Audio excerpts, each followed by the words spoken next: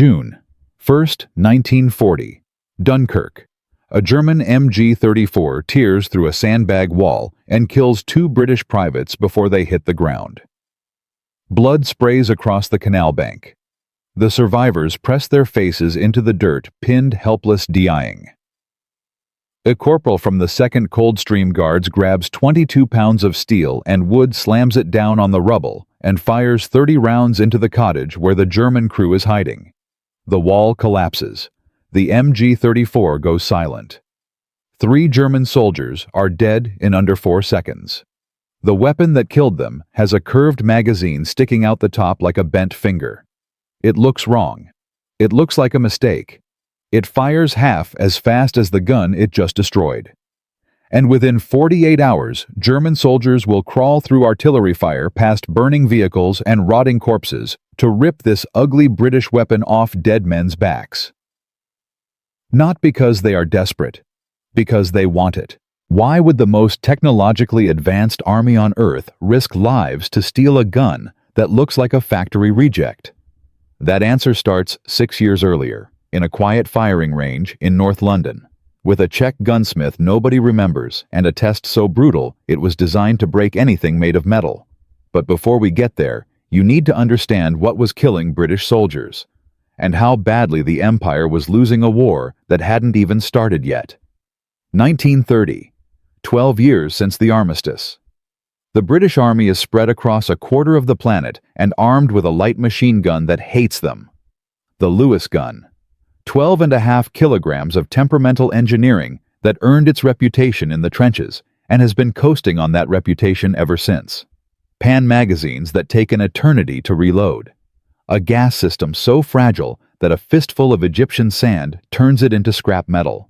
A cooling shroud that adds weight but not reliability, soldiers know. They write it in reports that nobody at the War Office wants to read. In the deserts of North Africa, the Lewis chokes. In the jungles of Malaya, humidity corrodes the internals until the firing pin welds itself to the bolt. On the northwest frontier, cold thickens the lubricant and the action freezes mid-cycle. Same story, different continent, same result. Gun stopped. Cleared stoppage. Gun stopped again. Men died. This is not a dramatic failure. This is a slow grinding, invisible catastrophe. Every time a Lewis jams during a firefight, there is no covering fire. No covering fire means no movement. No movement means soldiers are stuck in the open while the enemy shoots them. Corporals lose men not in heroic charges, but in stupid, preventable moments where the only thing between life and death is a machine that refuses to function. And the numbers are getting worse. Because across the channel, Germany is building something that will make the Lewis look like a museum piece. The MG-34, 900 rounds per minute, belt-fed, quick change barrel, a weapon so dominant that the Germans restructure their entire infantry doctrine around it. The squad does not use the MG-34. The squad serves the MG-34. Every rifleman carries ammunition. Every rifleman protects the gunner. The machine gun is the squad. Everything else is logistics. British intelligence knows. Reports land on desks with words like unprecedented and overwhelming and we have nothing comparable. The math is simple and terrifying. One German squad with an MG-34 can produce more firepower than an entire British platoon equipped with Lewis guns that may or may not work, depending on the weather.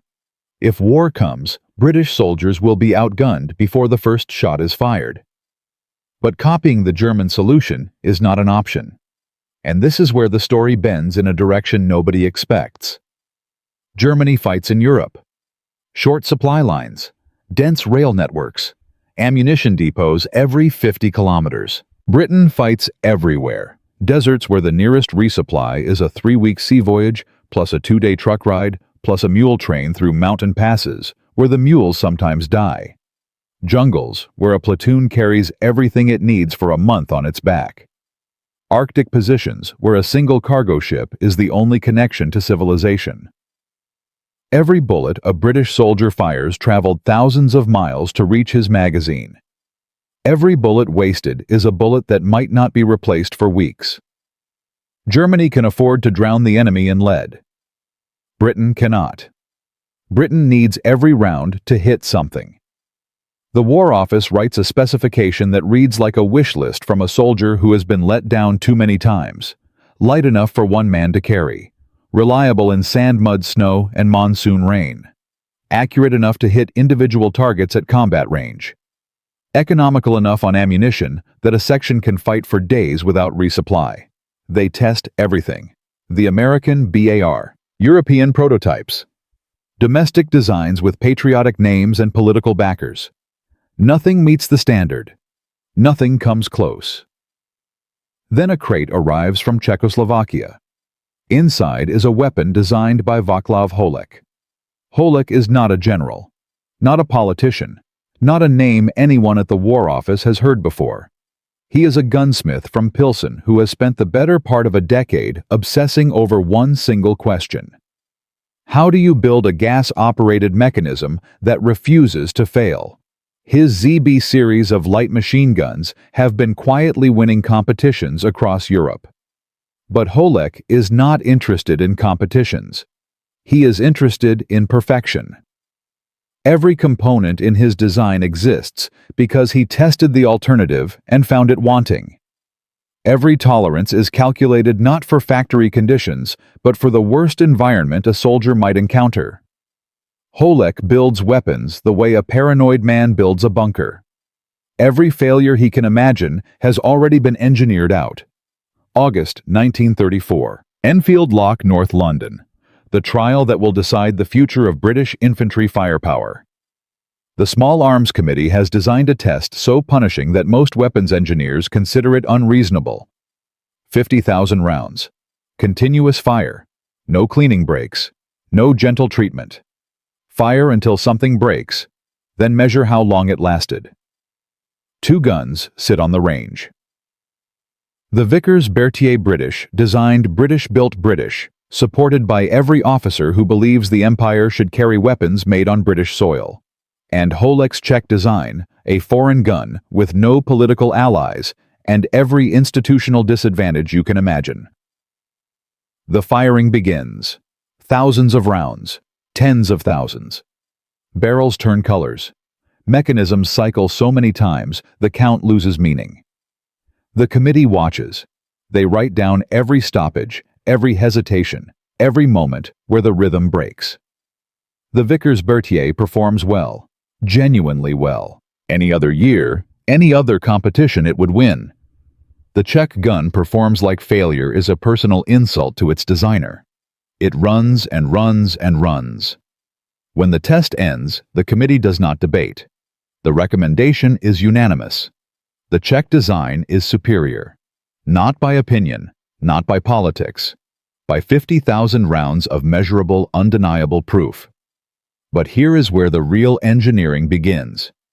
Because Holek's gun fires the German 7.92 mm Mauser cartridge, a modern rimless round that feeds like water through a pipe. The British Army fires the .303, a cartridge designed in 1888 with a protruding rim at the base that catches on everything it touches. Converting the ZB to .303 is not a weekend project. It is a fundamental redesign of the feeding system. Engineers at the Royal Small Arms Factory at Enfield discover that .303 rounds loaded into a straight magazine will lock rim behind rim and jam the weapon solid. The solution is the curved magazine. That banana-shaped box that makes the final weapon look so distinctive is not decoration. It is the answer to a physics problem that took months of failed prototypes to solve. Every degree of that curve prevents one round's rim from catching behind another. Remove the curve and the gun does not work. Period. The gas system needs rethinking. British cordite propellant fouls mechanisms differently than European powders. Engineers shorten the gas tube and redesign the piston. They add a dual buffer spring in the buttstock that eats recoil so effectively that a trained gunner can put 5 rounds into a grouping tight enough to shame a rifleman shooting single shots. They build a 4-position gas regulator that transforms the weapon into something close to environmental proof. Clean conditions, low gas. Filthy conditions, maximum gas. When the mechanism fouls with sand or carbon, you do not strip the weapon under enemy fire. You turn one dial and keep killing. The name comes from 2 cities. BR from Brno, where Holek conceived the design. EN from Enfield, where British engineers made it into something greater than either city could have built alone. The Bren, September 1937. Production begins. Each weapon requires precision machining that pushes Enfield's capacity to its limits. But what rolls off the line is extraordinary. 22 pounds empty. 480 to 540 rounds per minute. Deliberately slow. Deliberately controlled. Every round goes where the gunner aims because the weapon is designed for a military that cannot afford to miss. By September 3, 1939, when Britain declares war on Germany, over 30,000 Brens have reached the troops. Soldiers who train with it develop something unusual for men and their equipment. Affection. The Bren does not jam when they need it. It does not betray them in the field. It shoots where they point it every time in every condition they test. May 1940. The British Expeditionary Force crosses to France. 30,000 Brens cross with them.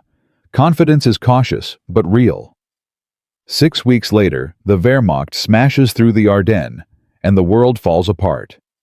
The Blitzkrieg is not a battle. It is an avalanche. French lines dissolve. Belgian defenses collapse. The BEF is shoved back toward the coast with a speed that turns organized retreat into survival. Units lose contact with headquarters. Supply lines evaporate. Soldiers fight with whatever they are carrying because nothing else is coming. And in that chaos, in fighting so close and so desperate that battalion commanders grab weapons and fire them personally, the Bren does the one thing that matters more than any specification or trial result. It works. When rifles jam in muddy ditches, the Bren fires. When mortar teams run dry, the Bren fires. When a section is pinned behind a canal wall with Germans advancing across open ground, one man with a Bren and 30 rounds can stop the assault dead. Not because the weapon is magic, because it is reliable. Because when a soldier pulls that trigger in the worst moment of his life, the Bren does not betray him. At the Dunkirk perimeter, 2 battalion commanders share a single Bren position. One fires, the other loads. They are colonels. They should be commanding hundreds of men from behind a map table. Instead, they are lying in the dirt, feeding curved magazines into an ugly top-mounted receiver because there is nobody else left, and the Bren is the only thing keeping the Germans on their side of the canal. Then comes the evacuation, the boats, the miracle, and the cost. Of 30,000 Brens sent to France, 2,300 come home. The rest are burning in ditches, buried in rubble, lying in fields where their gunners fell. 27,700 Brens now belong to the Wehrmacht. Britain faces possible invasion with fewer than 4,000 working light machine guns for the entire country. The nation that built the finest light machine gun in the world has almost none left. What happens next is an industrial resurrection so fast and so massive that it will produce weapons on 4 continents simultaneously. Factories that built typewriters will build Brens.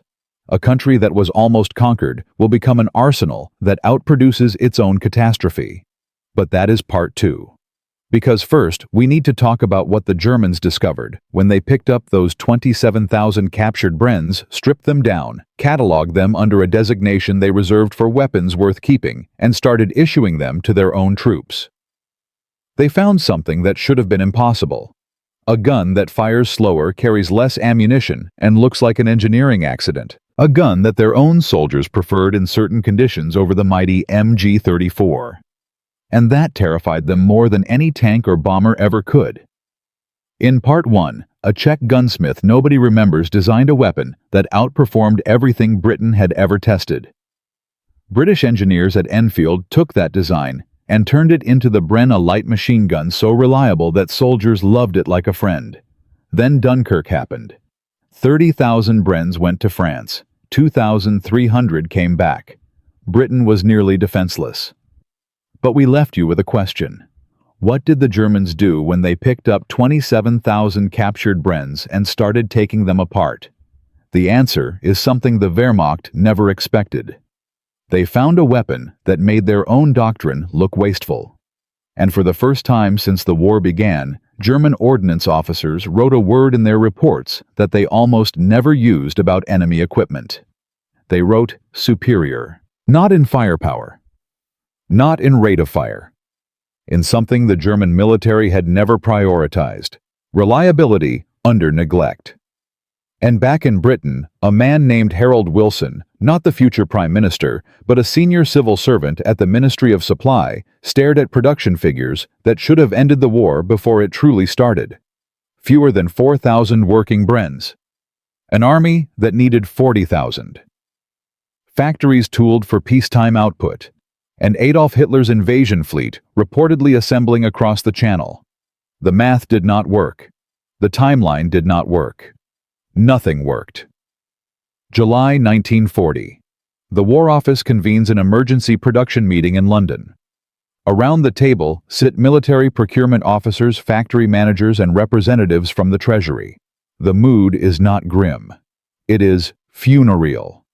The original Bren Mark I requires 270 individual machining operations. Each gun takes skilled workers using precision equipment that Britain does not have enough of.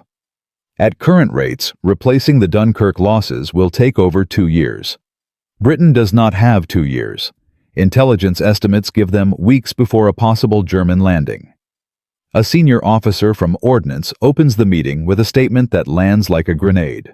At present, production rates, we cannot equip the Home Guard with sufficient automatic weapons to repel a beach assault on the southern coast.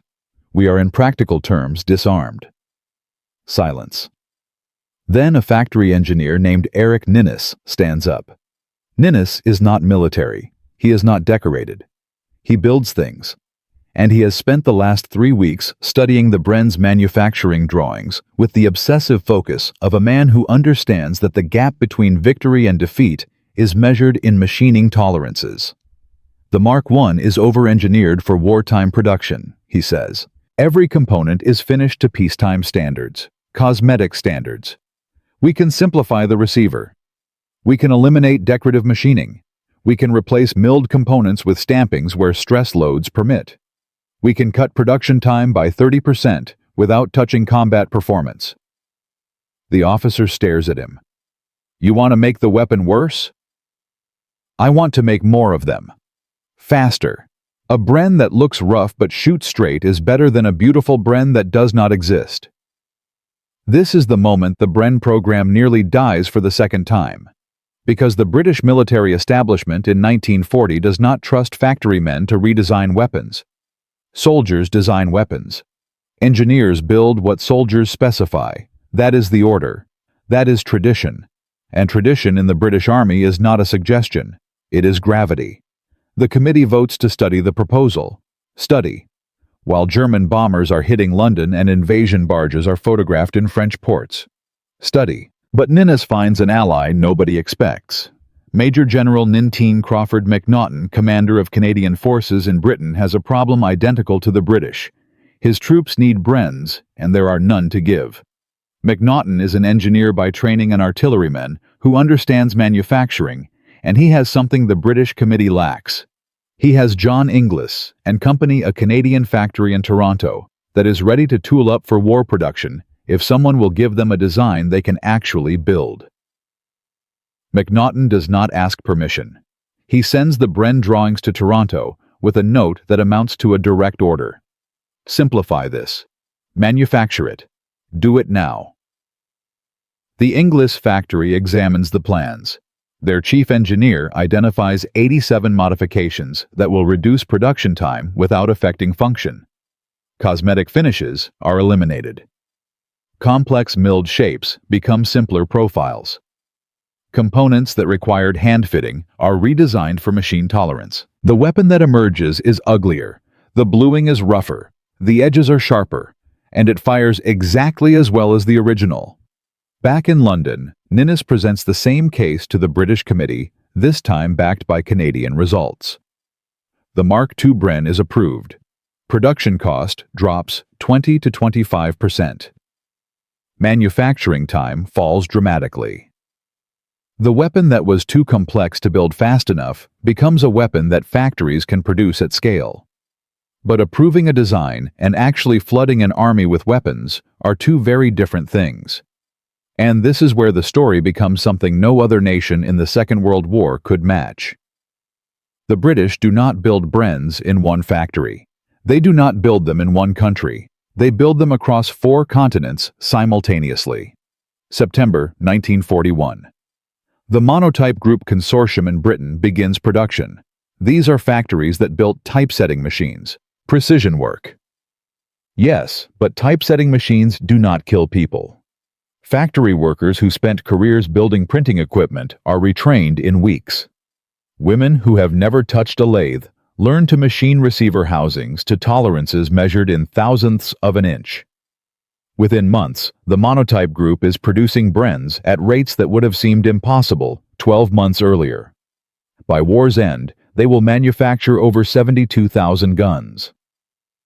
In Toronto, John Inglis and Company hits its stride. The Canadian factory does not just produce Brens. It becomes the largest Bren manufacturer on Earth. 186,000 units. 60% of total global output by 1943. Canadian workers, many of them women who joined the factory workforce as men, shipped overseas, build Brens with a speed and quality that makes the original Enfield production look like a cottage industry. In Australia, the Lithgow Small Arms Factory tools up and begins producing Brens for the Pacific Theatre. Over 17,000 guns for Australian and New Zealand forces fighting the Japanese across islands, where the nearest resupply is a ship that might be sunk by submarines before it arrives. In India, the Ishapur arsenal starts production in 1942.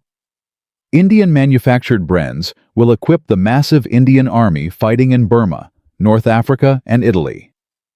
Ishapur will continue building Brens for 70 years, a production run so long that the factory will outlast the British Empire itself. By 1943, the numbers tell a story of industrial revenge. 1,000 Brens per week from British factories alone. Total Commonwealth production climbing toward a figure that will eventually exceed 400,000 units.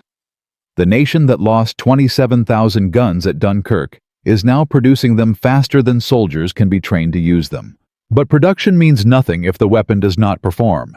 And in 1942, the Bren faces tests that no factory trial could simulate.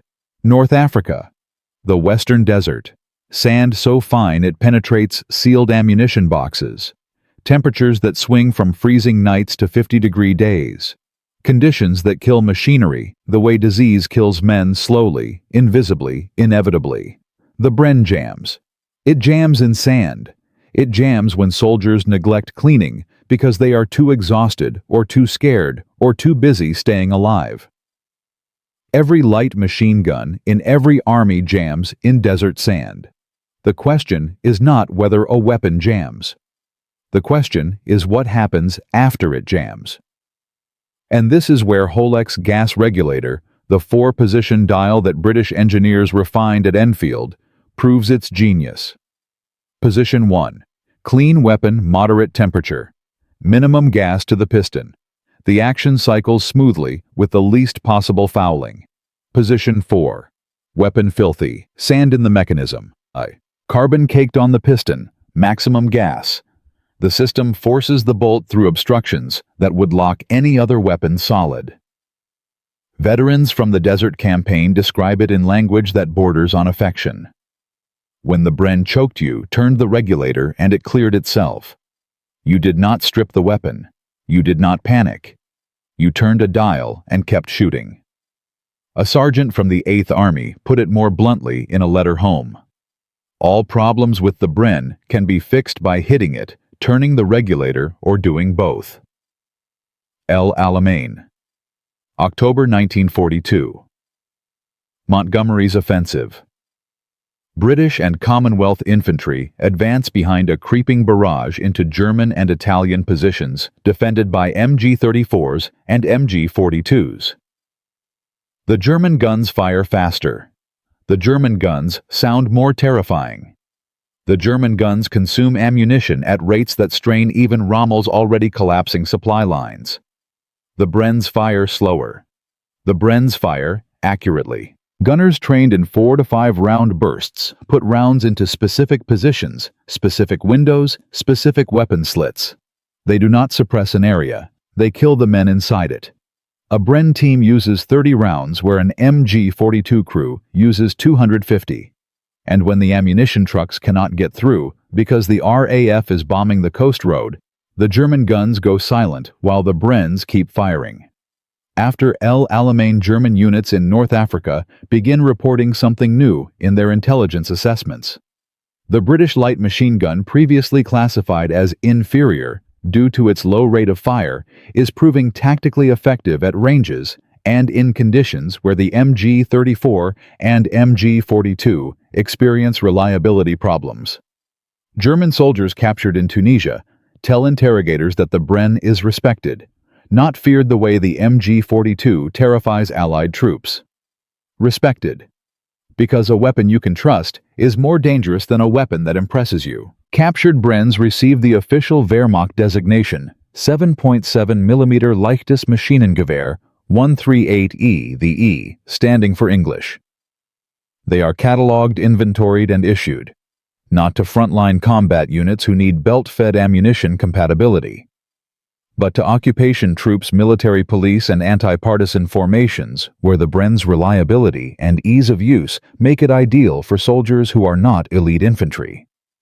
The Norfolk Tank Museum records confirm that German forces valued the Bren highly in these roles. A weapon that requires minimal maintenance, fires from a magazine that any soldier can load without training, and works in conditions that more complex weapons cannot handle, is exactly what you want. Guarding a bridge in occupied France at 3 a.m. By late 1943, the crisis is over. Britain went from near disarmament to overwhelming firepower in 36 months.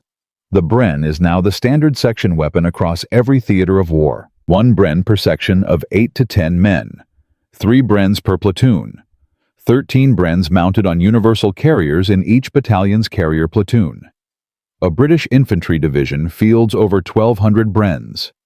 An armored division carries nearly 1,400. The weapon that almost disappeared at Dunkirk is now everywhere. But the desert war is ending. The next test is coming, and it will be fought in a place where sand is the least of a soldier's problems.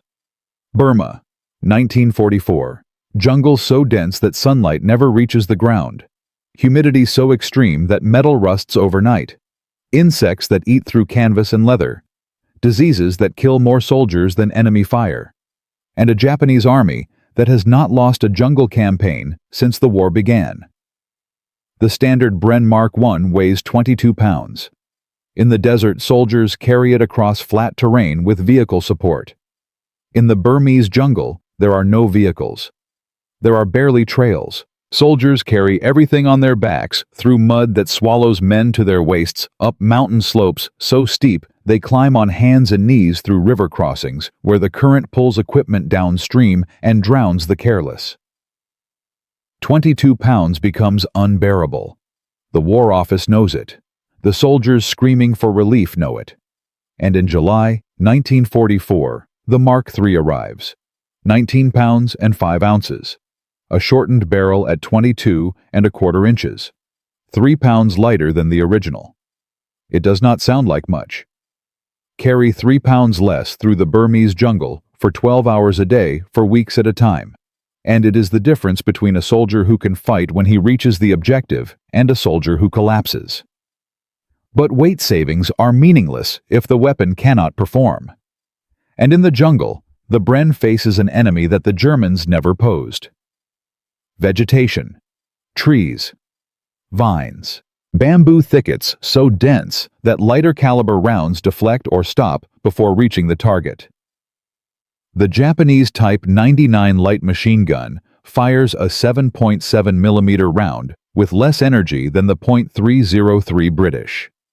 In open terrain, the difference is academic. In triple canopy jungle, the heavier .303 punches through vegetation that stops lighter bullets dead. Commonwealth soldiers fighting in Burma learn to love the Bren for a reason that has nothing to do with rate of fire or accuracy specifications. They love it because when they fire into a wall of green where the enemy is hiding, the heavy rounds go through. The Japanese rounds do not always return the favor. The 14th Army, the Forgotten Army, fighting in Burma, carries the Bren through battles that will never receive the recognition of El Alamein or D-Day. Imphal, Kohima, the admin box, fights where surrounded garrisons hold out for weeks with the Bren as their primary automatic weapon because nothing else is light enough to carry and reliable enough to trust. The weapon that was born in Brno, perfected in Enfield, nearly lost at Dunkirk, resurrected across 4 continents, and proven in the deserts of North Africa, has now conquered the most hostile environment a soldier can fight in. But the greatest test is still coming. June 1944. The Allied forces are preparing for something that will dwarf every operation before it. An invasion across the English Channel into the most heavily fortified coastline in history. Thousands of Brens will cross those beaches. Thousands of gunners will fire them into concrete bunkers defended by the MG-42, the weapon that fires 3 times faster and sounds like the end of the world. The question is not whether the Bren can compete with the MG-42 in a straight firefight. The question is whether British infantry doctrine built around accuracy conservation and the Bren's deliberate rate of fire can survive the most violent day in the history of warfare. D-Day is coming. And on those beaches, every theory about the Bren, every factory specification, every training manual principle will be tested in blood. That story belongs to part 3. And it begins with a sound that every soldier who survived Normandy remembers for the rest of his life. The sound of an MG-42 firing 1,200 rounds per minute directly at them. And the quieter, steadier, more deliberate sound of a Bren answering back. A Czech gunsmith designed a weapon. British engineers perfected it. Dunkirk nearly destroyed it. 4 continents resurrected it. From the desert sands of El Alamein to the suffocating jungles of Burma, the Bren proved that slow, accurate fire could defeat weapons that fired 3 times faster. By late 1943, over 1,000 Brens rolled off production lines every single week. The ugly gun with the curved magazine was everywhere. But we left you with a sound. The sound of an MG-42 firing 1,200 rounds per minute into men wading through chest-deep water toward a fortified beach. And the quieter answer of a Bren gun firing back. June 6, 1944. D-Day. 156,000 Allied soldiers are about to assault the most heavily defended coastline in human history. The Atlantic Wall. Concrete bunkers. Interlocking fields of fire. Machine gun nests built to kill everything that moves on the sand below. And behind those walls, the weapon that British soldiers fear more than anything else in the German arsenal. Not the Tiger tank. Not the 88mm gun. The MG-42. 1,200 rounds per minute. A sound like ripping canvas magnified to the volume of a thunderstorm. A single MG-42 can cover an entire beach sector. It does not aim at individual soldiers. It does not need to. It fills the air with so much metal that crossing open ground becomes suicide. This is the moment every argument about the Bren will be settled. Not in a committee room. Not on a firing range. In blood. The Germans know the invasion is coming. They do not know where or when, but they have spent 4 years preparing. Field Marshal Rommel, the same commander who faced Brens in North Africa, has personally inspected the beach defenses. He understands what British infantry can do with accurate automatic fire, because he watched it destroy his positions at El Alamein. His defensive plan accounts for it. Overlapping MG-42 positions. Pre-registered kill zones. Obstacles designed to channel attackers into concentrated fields of fire where volume overwhelms precision. Rommel's calculation is simple. The MG-42 fires fast enough to kill men faster than they can advance. The Bren fires too slowly to suppress fortified positions. Mathematics favors the defense. On paper, he is right. But paper does not account for what happens when a Bren gunner who has survived North Africa and trained for 6 months in England drops his bipod on a Normandy beach and starts putting 5-round bursts into a specific embrasure rather than spraying an entire cliff face. Sword Beach.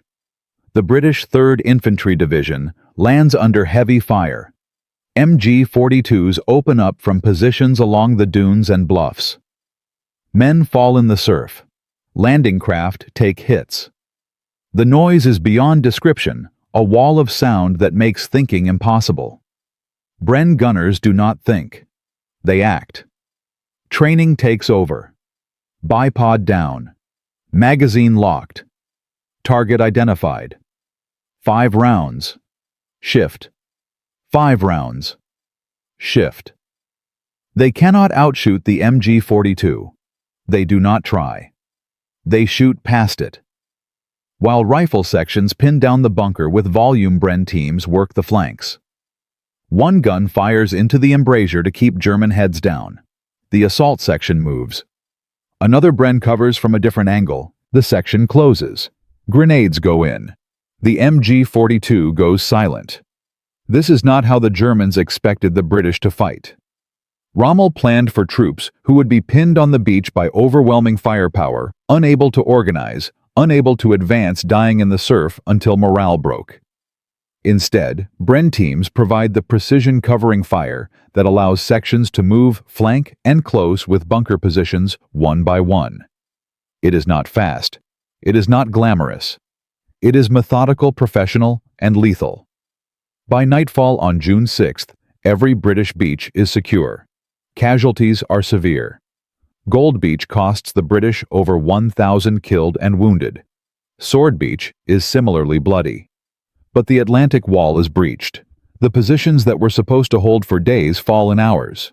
And in after-action reports that cross intelligence desks over the following weeks, a pattern emerges that confirms everything the Bren was designed to do. British sections equipped with Brens demonstrate consistently higher rates of fire discipline than comparable American units equipped with bars. Ammunition expenditure per enemy casualty is lower.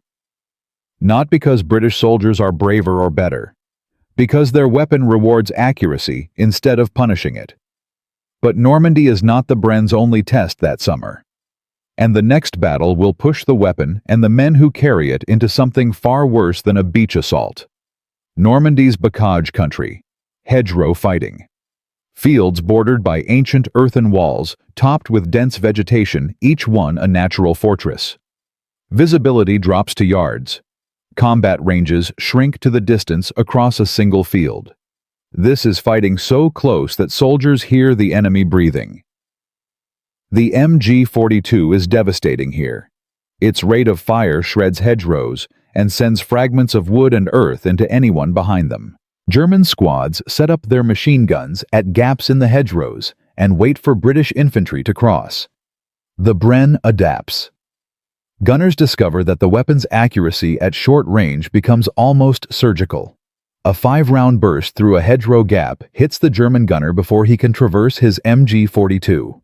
The heavier .303 round penetrates vegetation that lighter American .30 caliber rounds struggle with. British sections develop a technique. Bren gunner suppresses the gap. Rifle team moves along the hedgerow. Bren shifts fire. Section clears the corner. Repeat. Field by field. Hedgerow by hedgerow. It is grinding, exhausting, terrifying work. But the Bren makes it possible. And then comes the crisis nobody anticipated. Not from the Germans. From inside the British Army itself. Reports begin arriving at the War Office from Normandy that challenge everything the Bren was built to do. Junior officers, many of them new to combat, write that the Bren's rate of fire is insufficient for close hedgerow fighting. They want more firepower. They want belt-fed weapons. They want something that sounds like the MG42 because the psychological effect of that rate of fire is crushing morale among replacements who have never heard it before. The criticism reaches senior levels.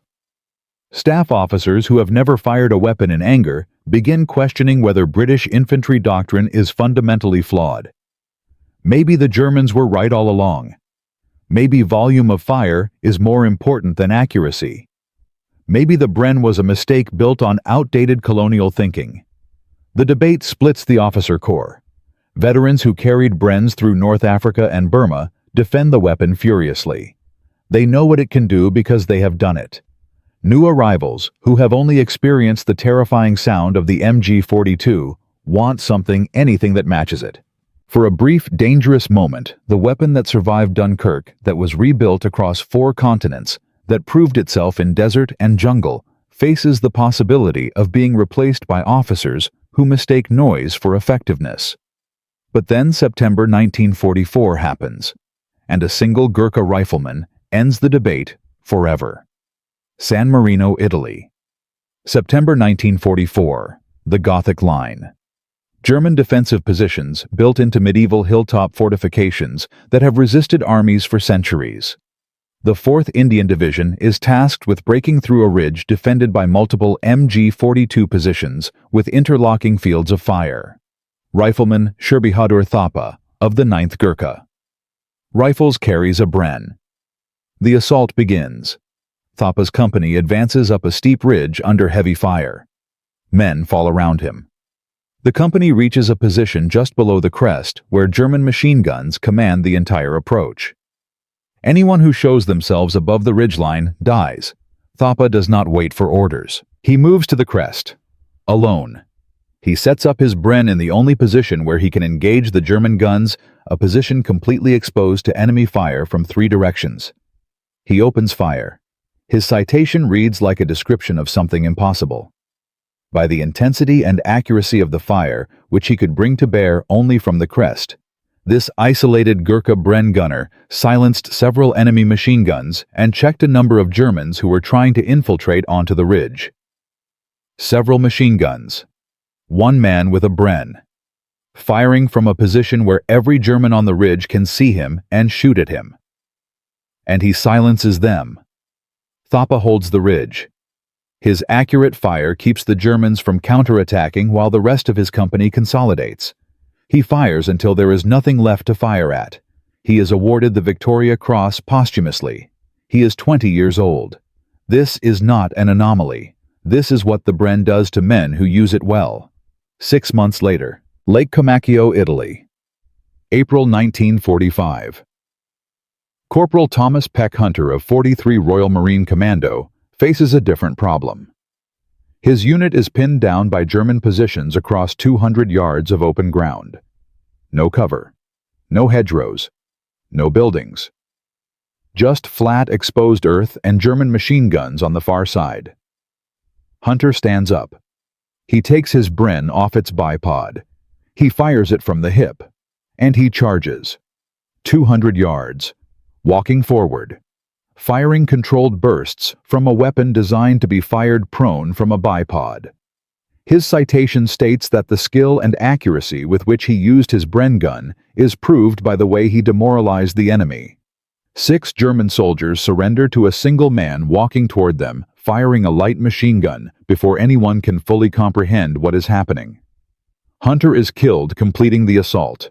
He receives the Victoria Cross posthumously. His action breaks the German position and allows his commando unit to advance. 2 Victoria Crosses, 2 men, 2 Brens. 2 impossible situations where 1 soldier and 22 pounds of steel changed the outcome of a battle. The critics in the War Office go quiet. Not because of speeches or reports or committee meetings, because of results. Because men are winning Victoria Crosses with Brens, not with belt-fed weapons, not with German-captured MG42s, but with the slow, accurate, reliable weapon that British doctrine always insisted was the right tool for British soldiers. The broader numbers confirm what individual heroism demonstrates. By the end of 1944, British infantry sections equipped with Brens consistently achieve casualty exchange ratios that match or exceed units with heavier automatic weapons. Ammunition expenditure per engagement remains dramatically lower than comparable American or Soviet units. Logistics officers, the unglamorous men who actually win wars, note that Bren-equipped formations can sustain combat operations for days longer than units dependent on belt-fed weapons because their ammunition supply lasts. A British infantry division fielding over 1,200 Brens can maintain continuous operations across a front that would exhaust the ammunition supply of a comparable force equipped with MG-42 equivalent weapons in half the time. In the long campaigns of 1944 and 1945, where supply lines stretch across France and into Germany, this is not a theoretical advantage. It is the difference between an advance that continues and an advance that stalls because the guns have nothing to feed. German intelligence assessments from late 1944 reflect a grudging acknowledgement. The British light machine gun, while inferior in rate of fire, provides a consistency of performance across all environmental conditions that our own weapons do not match. Captured examples continue to be valued by rear area formations. The Wehrmacht never stops preferring its own MG-42 for frontline combat. It never will. German doctrine demands volume of fire, and the MG-42 delivers it. But German soldiers who survive the war will tell interviewers something revealing. The MG-42 was feared, the Bren was respected, and in a war that lasted 6 years, respect outlasted fear. By May 1945, when Germany surrenders, over 400,000 Brens have been manufactured. The weapon has served in every theater, every climate, every condition the Second World War could produce. It has been fired by British, Canadian, Australian, New Zealand, Indian, South African, Polish, Czech, and Free French soldiers. It has earned more Victoria Crosses than any other individual weapon type. Author Neil Grant, who spent years interviewing Bren veterans for his definitive book on the weapon, noticed something remarkable. Every veteran without exception responded the same way when asked about the Bren. First came a smile. Then came the words, "It was a great gun, the old Bren," or something so similar that Grant stopped being surprised by it. Soldiers do not smile when remembering equipment. They smile when remembering something they trusted with their lives that never let them down. The war is over. The Bren has proven everything it was designed to prove, and several things nobody imagined. The ugly gun with the curved magazine and the slow rate of fire has fought across 6 years and 6 continents and earned the love of every soldier who ever carried it. But the story is not over. Because what happens to the Bren after 1945 is a chapter that stretches another 47 years through Korea, Malaya, the Falklands, and into conflicts that most people have never heard of. The weapon that was designed for one war will fight in a dozen more. It will be converted to a new caliber. It will serve armies that did not exist when it was built, and it will still be in production.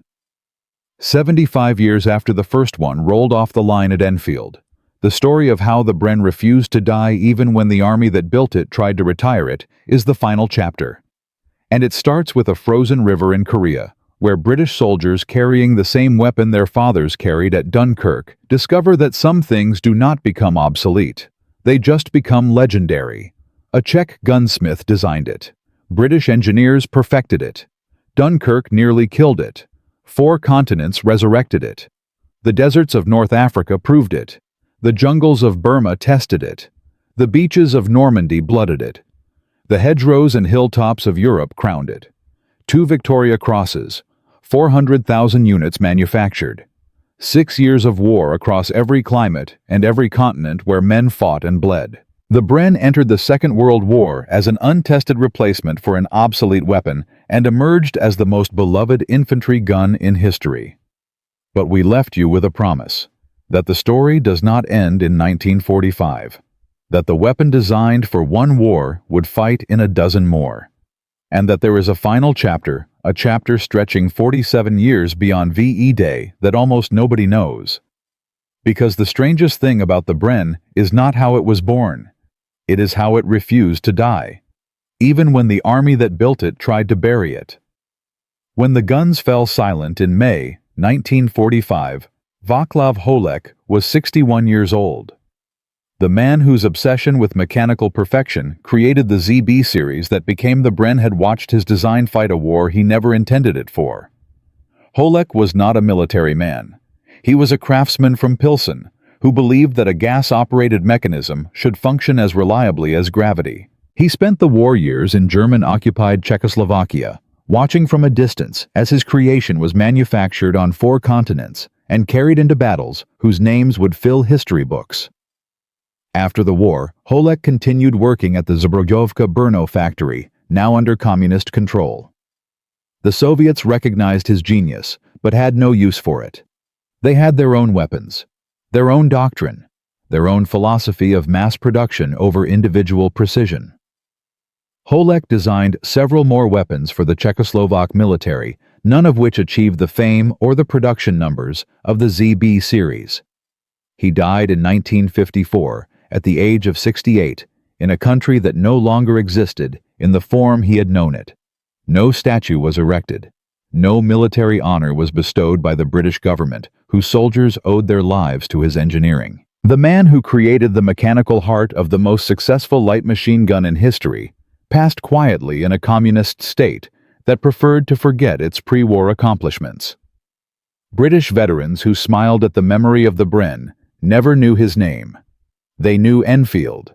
They knew the curved magazine and the gas regulator and the satisfying sound of a weapon that never failed them. They did not know Václav Holek. The engineers at Enfield, who converted his design into something greater than either nation could have built alone, fared slightly better. The Royal Small Arms Factory continued operating after the war, its reputation cemented by the Bren and the Lee Enfield rifle. But the individual engineers who solved the rimlock problem, who designed the buffer spring system, who created the 4-position gas regulator, they returned to anonymity. Their names appear in patent filings and factory records that gather dust in archives. The weapon they built became immortal. They did not. Eric Ninnis, the factory engineer who pushed for simplified wartime production and helped create the Mark II that saved Britain from disarmament, returned to civilian manufacturing. The man whose argument that an ugly Bren that exists is better than a beautiful Bren that doesn't help produce 400,000 weapons received no public recognition.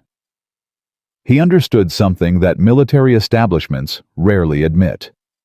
Wars are not won by the best weapon. They are won by enough of the right weapon delivered on time to the soldiers who need them. But the Bren's legacy is not measured in the fates of the men who built it. It is measured in what the weapon did after everyone assumed its story was over.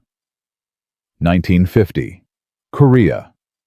The Cold War turns hot overnight. North Korean forces pour across the 38th parallel, and the British Army deploys to a war that nobody prepared for. The soldiers who step off transports at Pusan carry Brens, the same model their fathers carried, the same .303 caliber, the same curved magazine, the same 22 pounds of steel that has not fundamentally changed since 1937. And on the frozen banks of the Imjin River in April 1951, the Bren faces something its designers never imagined. Not German machine guns, not Japanese jungle fighters, Chinese human wave assaults. Thousands of soldiers advancing across open ground in waves so dense that individual marksmanship becomes irrelevant. The Gloucestershire Regiment. The famous Glorious Gloucesters holds Hill 235 against an entire Chinese division. Over 10,000 Chinese soldiers assault a position held by fewer than 700 British troops. The fighting lasts 3 days. Bren gunners fire until barrels glow. They change them in seconds and keep firing. Magazine after magazine after magazine. The weapon designed for precision becomes a weapon of desperation, and it still works. The Gloucesters are eventually overwhelmed. Only 67 men from the battalion escape. But the stand at Imjin River delays the Chinese advance long enough to save Seoul from immediate capture. And the weapon that held that hill longer than anyone thought possible is the same weapon that held the canal banks at Dunkirk 11 years earlier. In Malaya, the Bren finds the war. It was arguably born to fight. The Malayan Emergency, 1948 to 1960, is a jungle campaign against communist guerrillas in conditions that mirror Burma, but stretch for 12 years. Patrols of 10 to 12 soldiers spend weeks in triple canopy jungle, where the nearest resupply is a helicopter drop that may or may not arrive. Every ounce of weight matters. Every round of ammunition is precious. Every mechanical failure could mean death in a firefight where the enemy appears at 30 meters and vanishes in seconds. The Bren is perfect. Not adequate. Not acceptable. Perfect. Light enough for extended jungle patrols. Reliable enough to fire after weeks of humidity and rain. Accurate enough to hit a target between trees at distances where spray and pray kills nobody. The .303 round punches through vegetation. The gas regulator handles fouling from tropical conditions. Soldiers who carry it through Malaya develop the same affection their fathers felt in Burma. The Bren does not betray them. But by the mid-1950s, NATO standardization forces a change. The .303 British cartridge, the round that shaped the Bren's famous curved magazine, is being replaced by the 7.62 by 51 mm NATO round. The Bren must adapt or die. It adapts. The L4 series begins production. The conversion is more than a caliber change. The new 7.62 mm NATO round is rimless, meaning the magazine no longer needs its distinctive banana curve. The L4's magazine is straighter, holding 30 rounds of a cartridge that is ballistically superior to the old .303. Engineers add a chrome-lined barrel that resists wear and corrosion far better than wartime steel. The L4. A4 variant can even accept 20-round magazines from the L1A1. Self-loading rifle, the British version of the FNFAL, giving emergency ammunition compatibility across the entire section. Approximately 16,000 L4 guns are manufactured or converted. The weapon that was born as a Czech design in 7.9 2mm Mauser converted to .303. British with a curved magazine is now firing 7.62mm NATO with a straight magazine. 3 calibers, 3 eras. Same fundamental mechanism. Holik's gas system does not care what you feed it. It cycles. The L4 serves through Borneo, through Aden, through Northern Ireland, where its reliability in urban conditions makes it valuable for sustained observation post duties. SAS units carry both .303 and 7.62mm variants for specialized roles. The weapon finds niches that newer designs cannot fill because newer designs are optimized for one role while the Bren adapts to whatever role is needed. And then comes the Falklands. April 1982. Argentina invades the Falkland Islands. Britain dispatches a task force 8,000 miles across the Atlantic to retake them. 40 Commando Royal Marines carry one L4A4 per section alongside the heavier L7 general-purpose machine gun. The GPMG is the official replacement. It fires belt-fed ammunition at a higher rate. It is the modern weapon. The L4 is the backup. The relic. The weapon that should have been retired years ago. But when Royal Marines yomp across East Falkland from San Carlos to Port Stanley, carrying everything they need to fight and survive across boggy moorland in freezing rain and horizontal sleet, the 3-kilogram weight difference between the L4 and the L7 becomes the difference between a soldier who arrives at the objective able to fight and a soldier who arrives broken. Soldiers choose the L4, not because they are ordered to, because when you are carrying weapons ammunition rations, water sleeping gear, and spare clothing across terrain that tries to swallow you with every step, lighter means alive. The weapon that was too old, too slow, too outdated for modern warfare proves that some virtues never become obsolete. Reliability does not expire. Accuracy does not age. Lightweight never stops mattering. Royal Navy ships, including HMS Invincible, mount L-4S as close-range anti-aircraft weapons. A design from 1937, defending a 1980s aircraft carrier against Argentine jets. The irony is almost too perfect. The Falklands War is the L-4's last operational deployment with British forces. After 1982, the weapon is gradually withdrawn from frontline service. But British forces is not the same as everyone. The Irish Defence Forces retained the Bren until 2006. In 1961, during the siege of Jadotville in the Congo, 155 Irish soldiers armed with Brens hold off over 3,000 Katangese attackers, supported by a mercenary-led force with mortars and armored cars. The Irish are eventually forced to surrender due to ammunition exhaustion, not because the Brens fail, but because there are simply not enough bullets left to feed them. Every round fired from those Brens hits something. The weapon performs flawlessly. Only the supply gives out. And then there is India. Ishapur Arsenal, which began manufacturing Brens in 1942, never stops. When the British leave India in 1947, the factory keeps building. When India fights Pakistan in 1965, Ishapur Brens are on both sides of the border. When India fights Pakistan again in 1971, the same. The factory continues production through decades of border conflicts, insurgencies, and internal security operations. The designation changes to gun machine, 7.62 mm 1B. The weapon remains fundamentally the same mechanism that Václav Holek designed in Brno in the early 1930s. Ishapur produces its last Bren in 2012. 75 years of continuous production, from 1937 to 2012. No other infantry weapon in history can match that record. Not the AK-47, not the M16, not the FN Mag. The weapon that looked wrong fired slowly and carried a magazine that blocked the sightline outlasted every single weapon it was ever compared to. And there is one final detail that almost nobody knows. In 2019, a private collector in the United Kingdom purchased a Bren gun at auction. Serial number research traced it back to the original Enfield production run. September 1937. One of the very first Brens ever manufactured.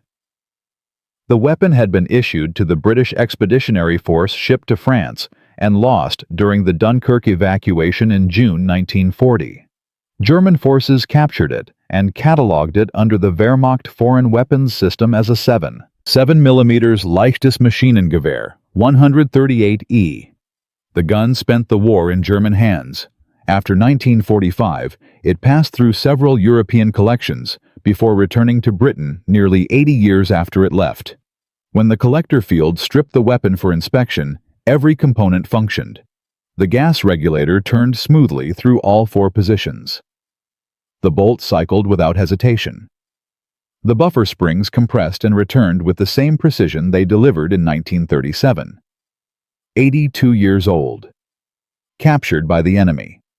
Stored in warehouses and basements and private collections across a continent for almost a century. And it still worked. Holek would have expected nothing less. Think about what this story really means. A gunsmith from Pilsen designed a mechanism so reliable that it bordered on art. Engineers in Enfield took that mechanism and adapted it to a cartridge it was never meant to fire, solving problems that should have been impossible. Factory workers across 4 continents built 400,000 copies under wartime conditions, many of them women who had never touched a machine tool before the war. Soldiers carried the result from Dunkirk to the Falklands, through deserts and jungles and frozen mountains, across 47 years of continuous combat deployment. Every apparent flaw was a hidden virtue. The curved magazine prevented rimlock. The slow rate of fire conserved ammunition across supply lines that stretched for thousands of miles. The top-mounted feed allowed prone firing and gravity-assisted feeding. The weight, 22 pounds, was heavy enough for stability and light enough for one man to carry. The British did not build the fastest weapon. They did not build the most powerful weapon. They built the right weapon. For their soldiers, for their doctrine, for their empire. And that weapon outlasted the empire itself, from a Czech workshop to the arsenals of 4 continents. From a firing range in North London to the beaches of Normandy, the ridges of Korea, the jungles of Malaya, and the windswept moorlands of the Falklands. Over 400,000 manufactured. 75 years of continuous production. Used by more than 30 nations.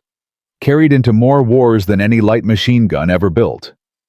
Václav Holek never saw a battlefield. He never fired his weapon in anger. He never met the soldiers whose lives depended on his obsession with reliability. He died in obscurity in a communist state that preferred to forget him. But every time a British soldier pulled the trigger, and the Bren fired exactly as promised in sand, in mud, in snow, in monsoon rain, in freezing cold and burning heat. Holek's legacy spoke louder than any monument ever could.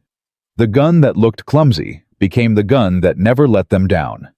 75 years of proof. That is not engineering. That is immortality. If you know another weapon with a story this remarkable, put it in the comments.